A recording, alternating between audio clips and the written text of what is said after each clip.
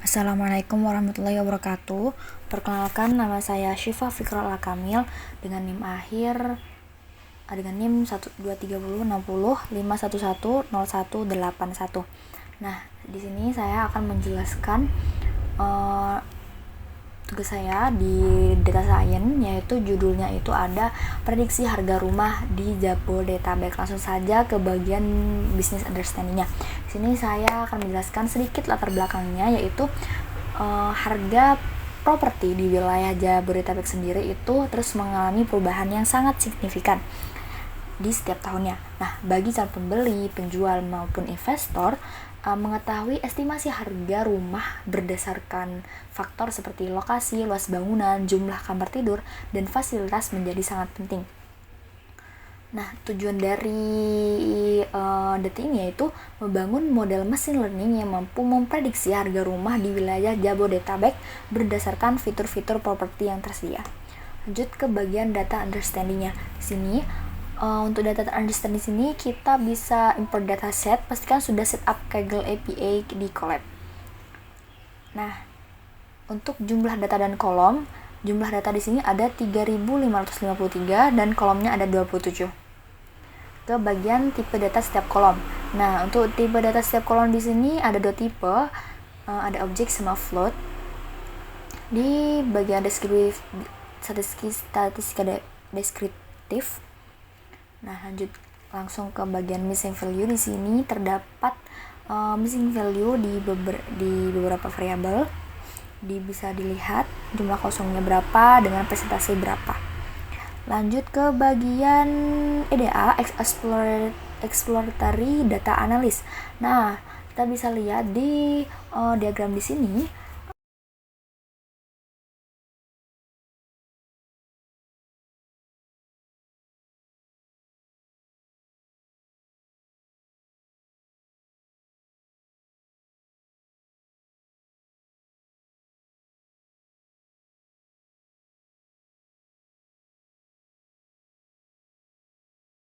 Nah, lanjut ke di sini ke bagian distribusi harga per kota. Ini ada median harga rumah per kota. Jadi ambil salah satu contoh, yaitu seperti Jakarta Utara sendiri. Untuk median harga rumahnya di bagian Jakarta Utara itu ada di 1,0. Lanjut ke scatter plot luas bangunan versus harga. Nah, di diagram di sini menjelaskan makin luas bangunan tanah biasanya harga naik, tapi datanya itu menyebar. Jadi luas tanah itu bukan satu-satunya faktor yang mempengaruhi harga rumah. Nah, lanjut ke bagian di sini. Di sini juga menjelaskan bahwa di heatmap-nya itu di sini datanya menunjukkan bahwa harga rumah paling dipengaruhi dengan luas bangunan dan tanah. Di sini ada deteksi outlier pada fitur numerik. Kita bisa lihat di sini untuk outlier sendiri. Ini untuk ada price RP, building size, land size, bedroom sama bathroomnya. Lanjut ke data preparation. Data preparation di sini kita drop baris yang mengandung nilai kosong. Data sebelum di drop itu ada 3553, data sesudah di drop ada 2956, dan baris yang dihapus itu ternyata terdapat 597. Nah, hapus outlier ekstrim. Untuk hapus outlier ekstrim sendiri, setelah dihapus datanya kita mendapatkan nilai 2926. Untuk encoding kolom kategori sendiri, ini bisa dilihat city encode, property condition encode, dan furnishing itu encode. Dan ini untuk nilai-nilainya bisa dilihat. Lanjut ke seleksi fitur dengan extra regression. Nah, seleksi fitur dengan extra regressionnya ini kita bisa lihat salah satunya yaitu building size dengan pencapaian nilainya sampai 0,4487.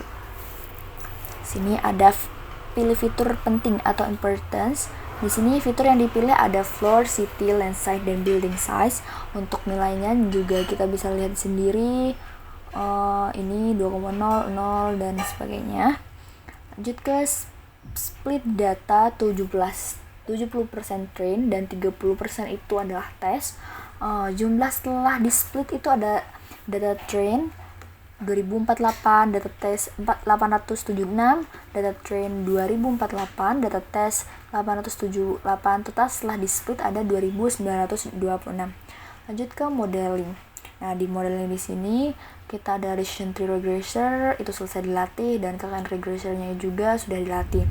Di bagian model evaluation di sini terdapat evaluasi decision tree di kita menjelaskan di bagian MAE, MSE, dan R2-nya. Juga bisa dilihat dengan nilai-nilai di sini. Nah, lanjut ke visualisasi actual versus prediction. Nah, untuk data di sini kita membandingkan actual versus predicted di bagian decision tree sama KKN regressor. Nah, semakin titik-titik ini mendekati garis itu semakin baik. Semakin jauh titik-titik ini mendekat pada garis itu, maka berarti banyak yang error. Jadi untuk lebih baiknya kita lebih bagus nilainya di bagian KKN regressor. Nah, ini untuk residual plotnya. Lanjut ke bagian cross validation. Di cross validation ini kita bisa lihat nilai di decision tree dan KKN regressornya itu untuk per float dan rata-rata. Perbandingan akhirnya yaitu kita bisa langsung lihat nilainya, yaitu untuk MAE-nya itu untuk decision tree dengan nilai segini dan KKN segini. RMSE, R2 score, dan CV R2-nya juga kita bisa lihat nilainya segini, dan bisa disimpulkan juga bahwa model terbaik dari program ini yaitu model KKN regressor. Baik, mungkin sekian dari presentasi saya, kurang lebihnya mohon maaf. Wassalamualaikum warahmatullahi wabarakatuh.